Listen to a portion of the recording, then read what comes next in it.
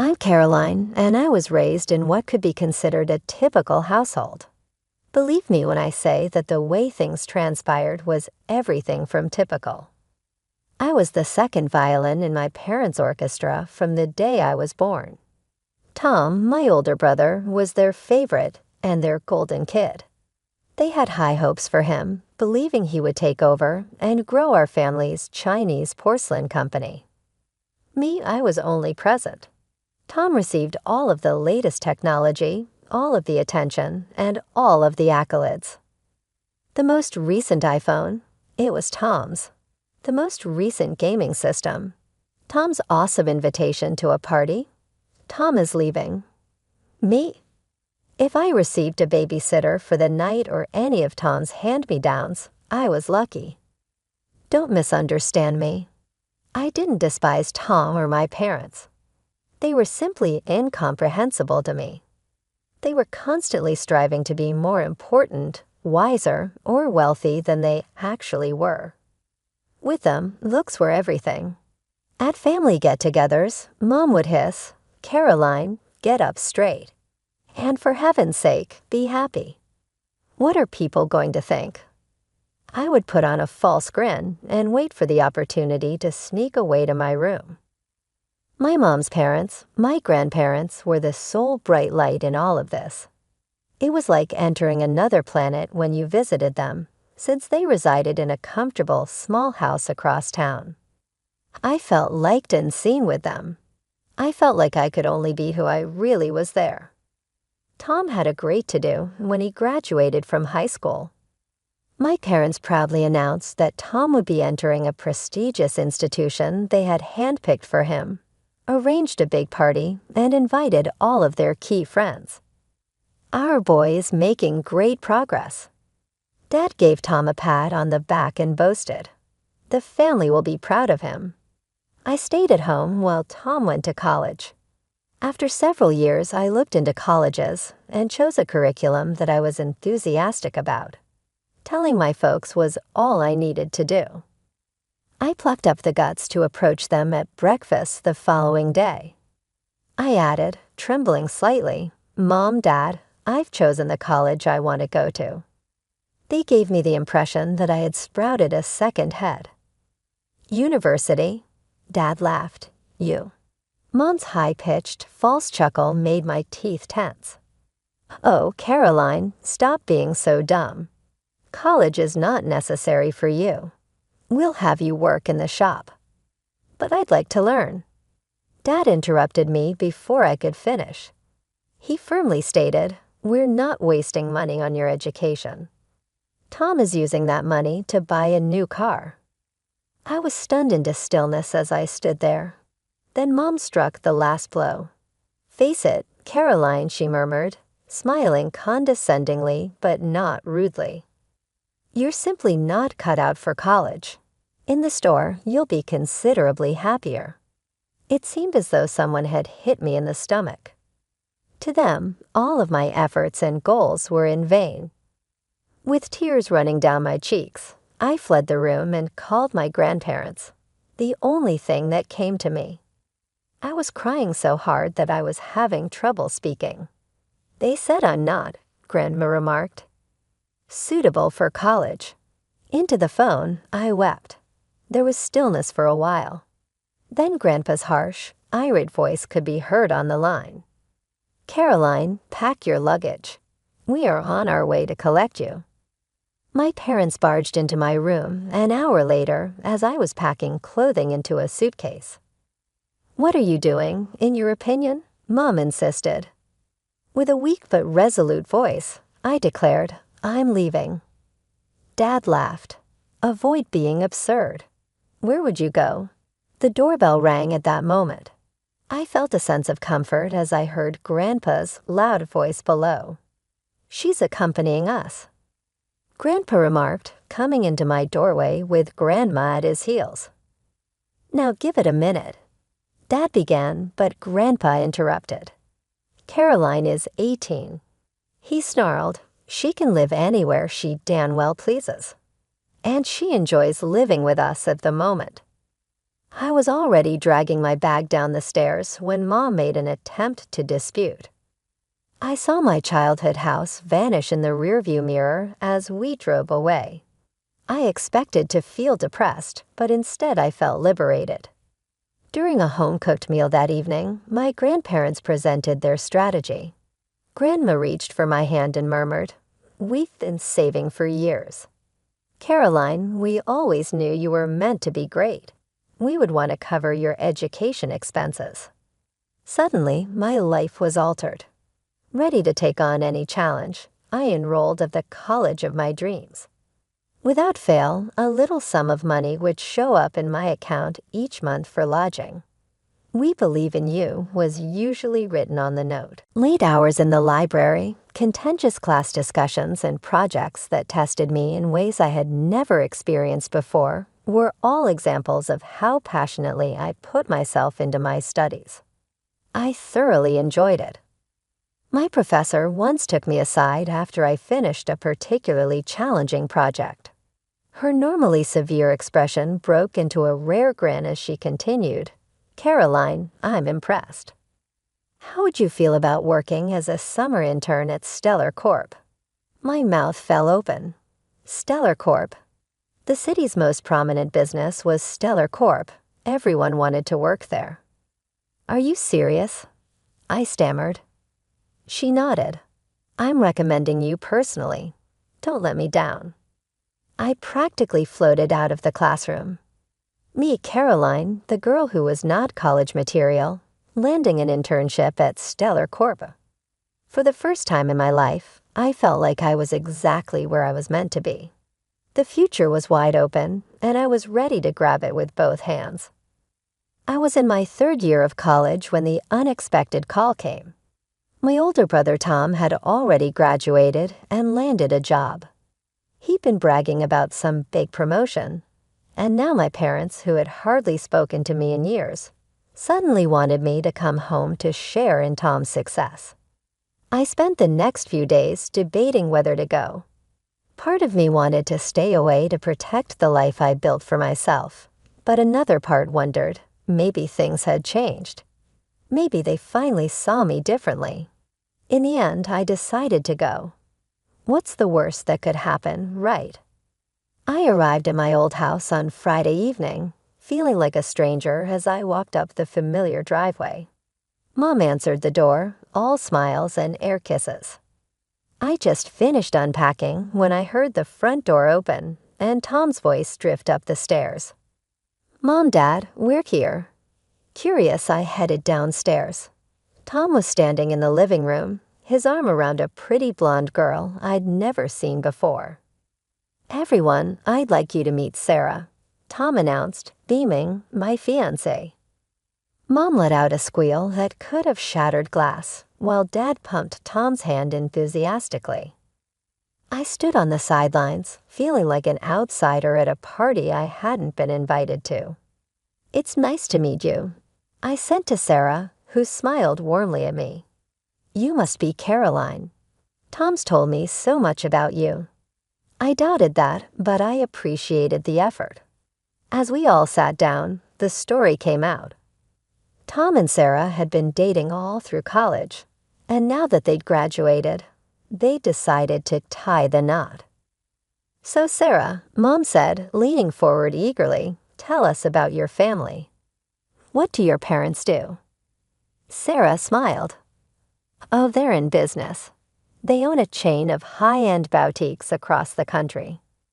I swear I could see dollar signs light up in my parents' eyes. Dad puffed up like a peacock. "Well, we're thrilled to welcome you to the family," he declared. "Now about the wedding. I think we should spare no expense. In fact, I'd be happy to cover half the cost myself." I nearly choked on my drink. Half the wedding costs. This from the man who wouldn't spend a dime on my college education. "That's very generous," Sarah said, looking a bit uncomfortable. "But really, there's no need." "Nonsense," Dad boomed. "We want this to be the event of the season. Nothing but the best for my son and his bride." I caught Tom's eye across the room. He looked embarrassed, uncomfortable. It was hard to tell. For a moment, I almost felt sorry for him. As the evening wore on, the wedding plans grew more and more extravagant. A 5-star venue, gourmet catering, designer dresses. My parents were going all out to impress Sarah's family. The next morning, I woke up to the sound of raised voices downstairs. Groaning, I dragged myself out of bed and crept down the stairs, curious about what new drama was unfolding. Tom and Sarah were standing in the living room, a sleek folder in Sarah's hands. My parents sat on the couch, looking confused. "What do you mean, another city?" Dad was saying, his face turning an alarming shade of red. Sarah opened the folder, revealing glossy photos of a stunning beach resort. "We've always dreamed of a destination wedding," she explained, her voice excited. "Look at this place. It's perfect." I watched as my father's eyes bulged at the price list Sarah handed him. This is ridiculous," he spluttered. "It's 3 times what we discussed." "But Dad," Tom argued, "you said you wanted the best." "This is the best." Dad stood up, his fists clenched. "I meant the best in our hometown, where our friends can attend. Who's going to travel across the country for your wedding?" "Our friends will," Sarah said softly, looking hurt. The argument escalated quickly. Dad insisted on a local wedding, while Tom and Sarah stood their ground on the destination plan.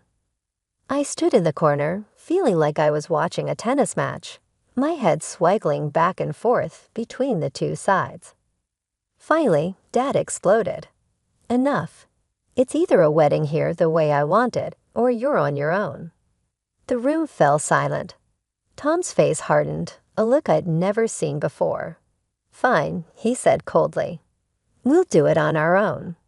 With that, he grabbed Sarah's hand and stormed out, slamming the door behind them. Dad collapsed onto the couch, his face in his hands. Mom fluttered around him, murmuring soothing words. I stood there awkwardly, not sure what to do. "I'm going to head back to college," I said quietly. Neither of them responded. I packed my bags and left, grateful to escape the tension-filled house. Back at college, I threw myself into my studies, trying to forget the family drama. Weeks turned into months, and life went on. I was deep into my final project when I got the call that changed everything. "Is this Caroline Thompson?" a formal voice asked. "Yes, that's me." I replied, my heart racing. "This is Mr. Johnson from Johnson Associates Law Firm. I'm afraid I have some bad news. Your grandparents, Robert and Margaret Thompson, were in a car accident 3 days ago. I'm sorry to inform you that they didn't survive." The world seemed to tilt on its axis. My grandparents gone, it couldn't be true. They were the only ones who had ever truly believed in me, supported me. "Now, Miss Thompson," the lawyer's voice brought me back to reality. "There's something else we need to discuss. Your grandparents' will." I listened in a daze as Mr. Johnson explained that I was the sole beneficiary. My grandparents had left me everything. Their cozy house, their savings, everything. I sat on my bed after the call ended, trying to process it all. Grief for my grandparents wed with disbelief over my inheritance. I was now the owner of a house and had a substantial amount of money in the bank.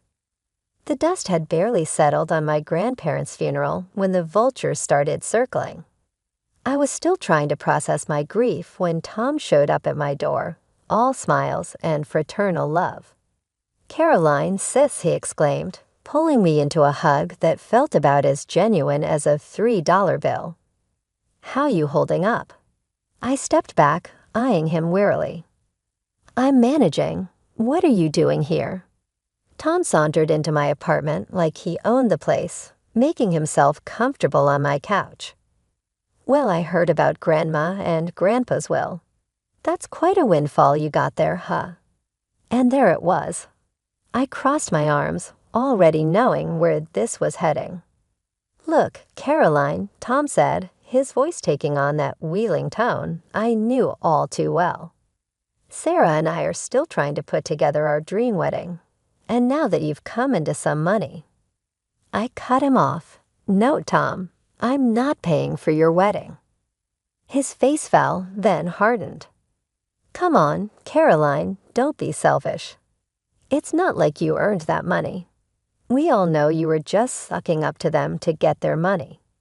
The accusation hit me like a slap in the face. "How dare you?" I hissed. "I loved them. They were the only ones who ever believed in me." "Yeah, because you played them like a fiddle." Tom was on his feet now, shouting, "Poor little Caroline, so neglected. Give me a break.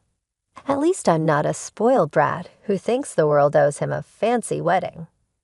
I shot back, and we went back and forth, hurling accusations and old Greco-Romanenses at each other. Years of resentment and hurt came pouring out. By the time Tom stormed out, slamming the door behind him, I was shaking with anger and hurt. I thought that was the end of it. I was wrong. A few days later, my phone exploded with messages from relatives I hadn't heard from in years. Apparently, my parents had been busy. "How could you be so selfish, Caroline? Your poor brother just wants a nice wedding. I always knew you were trouble." The messages went on and on. I called my parents, demanding an explanation. "Well, what did you expect?" Mom sniffed. "Refusing to help your own brother. It's shameful. You didn't want to pay for his ridiculous wedding either." I reminded her, "That's different." Dad chimed in, "We're his parents. You're just being greedy with your inheritance." I couldn't believe what I was hearing. Greedy? I worked my ass off in college while you two showered Tom with everything he wanted. "Watch your language, young lady," Mom scolded. "This is exactly why we always preferred Tom. He knows how to behave in polite society." Over the next few weeks, the family divide grew wider. Invitations to family events stopped coming. My cousins unfriended me on social media. It was like I'd been erased from the family tree overnight. At first, it hurt a lot, but as the days went by, I started to feel relieved. No more pretending. No more walking on eggshells. No more feeling like the family disappointment. I threw myself into my studies with renewed vigor. I had 1 semester left, and I was determined to graduate with honors. My grandparents had believed in me and had given me this amazing gift. I wasn't about to let them down. The day I graduated from college should have been one of the happiest of my life. Instead, I felt empty. There was no one in the audience cheering for me, no proud parents taking photos, no celebratory dinner afterwards. I collected my diploma and went home alone. The next few weeks were a blur of job applications and interviews. I was determined to make something of myself, to prove to everyone, especially myself, that I was worth something. Then out of the blue, my phone buzzed with a message from Tom. I nearly dropped it in shock. "Hey Caroline, I know we haven't talked in a while, but I'm getting married next month. It would mean a lot if you could come. Call me." I stared at the message for a long time before finally hitting the call button. "Caroline." Tom's voice was hesitant. "Thanks for calling. Look, I messed up. I've been thinking a lot about how I treated you, how we all treated you. I was a spoiled brat, and I'm sorry." I was stunned into silence. "You're my sister, Caroline," he continued. "You and our whole family. You're important to me. I want everyone there for my big day. Please say you'll come." I felt a lump in my throat. "I'll think about it," I managed to say before hanging up. The day of the wedding arrived, and I found myself standing outside an elegant hotel, clutching an expensive gift, and feeling like I was about to walk into the lion's den. The venue was stunning, flowers everywhere, crystal chandeliers, a string quartet playing softly in the corner. For a moment, I felt underdressed in my simple cocktail dress. I spotted Tom across the room, looking dashing in his tuxedo. Taking a deep breath, I made my way over to him. "Congratulations," I said, forcing a smile. Tom's face lit up. "Caroline, you came." He pulled me into a hug, and for a moment, I let myself believe that everything might be okay. We chatted for a few minutes, and I started to relax. Maybe this wouldn't be so bad after all. Then I saw them.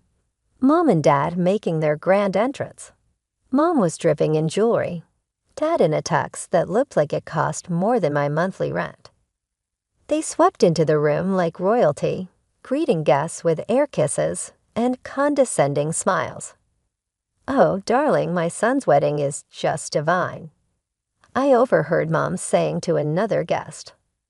Of course, we spared no expense. Only the best for our Tom. I had to stifle a laugh. Same old Mom and Dad, always putting on a show. As the evening wore on, I did my best to avoid them, sticking to the edges of the room and making small talk with distant relatives who didn't seem to remember our falling out. But I couldn't shake the feeling that something was off, the way Mom kept glancing at me, the hushed conversations that stopped when I walked by. It was like waiting for the other shoe to drop.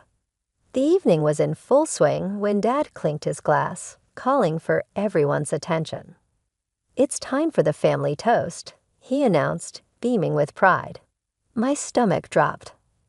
I hadn't prepared anything, but before I could protest, Mom was dragging me toward the stage. I stumbled after my parents, feeling like a lamb being led to slaughter. Dad started the speech, his voice thick with emotion. "Tom, Sarah, we couldn't be prouder. Your love is an inspiration to us." Mom chimed in. "We've always been a close-knit family, supporting each other through thick and thin." I stood there, trying to keep a neutral expression, wondering what alternate reality they were living in. Then Dad dropped the bomb. "In fact, we love Tom so much that we took out a substantial loan to pay for this beautiful wedding." Wait, what? I thought they'd refused to pay for the destination wedding, but Dad wasn't finished. "Of course we won't be paying back that loan ourselves. No, our wonderful daughter Caroline has generously offered to cover it." I stammered. The world seemed to tilt on its axis. I felt all the blood drain from my face as every eye in the room turned to me. What? I stammered, my voice echoing through the microphone. There must be some mistake. I never agreed to that. Mom's hand clamped down on my arm, her fingernails digging into my skin. "Smile and agree, dear," she hissed through clenched teeth. But I was done playing along. I wrenched my arm free and stepped up to the microphone. "I'm sorry, but this is the first time hearing about any loan. I never agreed to pay for Tom's wedding." The room erupted into shocked whispers. I saw Tom and Sarah exchanging panicked glances. "Caroline, darling," Mom said, her voice sickly sweet as she tried to salvage the situation, "don't be modest. We all know how generous you are with your inheritance." That was the last straw. Generous? You mean the inheritance you all tried to guilt me out of? The one you said I didn't deserve? Dad tried to grab the microphone, but I held on tight. "I'm sorry, but I won't be paying for this wedding. I wasn't even consulted about it." "You ungrateful little bastard." Dad snarled, forgetting the microphone was still on. His words echoed through the ballroom, causing several guests to gasp. Mom's carefully cultivated mask of politeness crumbled. "We should have thrown you out on the street years ago. You're worthless. You hear me? Worthless." I stood there, shock and hurt warring inside me. Then a calm settled over me. Without another word, I handed the microphone to the wide-eyed DJ and walked off the stage. As I made my way through the stunned crowd, I heard my parents' voices behind me. alternating between apologies to the guests and more insults hurled at my back. I made it to my car before the tears started. As I drove home, my phone exploded with messages, some supportive, most accusatory. I blocked them all. At home, I double-locked the door and sank to the floor, my mind reeling. Had this all been a setup? Had Tom's apology just been a ploy to get me to pay for his wedding? I felt sick, betrayed, angry. But underneath it all, there was a small spark of relief. The mask had finally come off. There was no more pretending, no more hoping for a family that clearly didn't want me. I woke up the next morning feeling like I'd been hit by a truck. My eyes were puffy from crying, and my head pounded with the mother of all headaches. I was contemplating spending the entire day in bed when there was a knock at the door. Peering through the peephole, I was shocked to see Tom standing there, looking as rough as I felt. "Caroline, please," he called through the door. "I've been trying to reach you all night. Can we talk?" Part of me wanted to tell him to go to hell, but curiosity won out. I opened the door a crack, eyeing him warily. "What do you want, Tom?" He held up his hands in surrender. To apologize and explain. "Please, can I come in?" Against my better judgment, I let him in. We sat at my small kitchen table, 2 cups of coffee between us like a peace offering.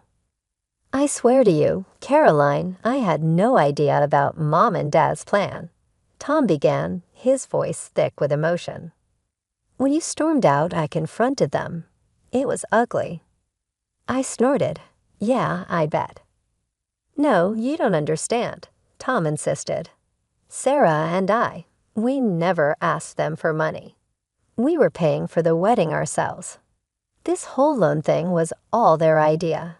They wanted to look good in front of Sarah's family."